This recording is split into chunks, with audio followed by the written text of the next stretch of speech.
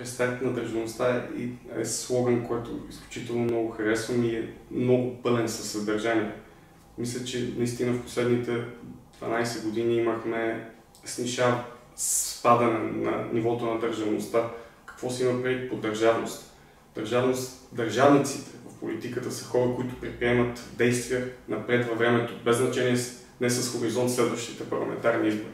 Трябва да седнем на една маса, всички политически сили, ако щете да го наречем национална доктрина, да се обединим около 3, 5, 7 приоритета, за да изкараме България от тези ниски нива, на които се намира в момента.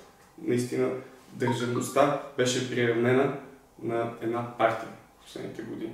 Това не може да се получава. Това ни връща доста повече години назад, което не е така. Тъй като противопоставянето в обществото по някакъв начин със сигурност ни обуславя това пак да имаме дали програмно, дали коалиционно правителство по някакъв начин. Ние трябва да мислим, ние от партиите трябва да мислим преди всичко за интереса на българските граждани, след това за всичко останало.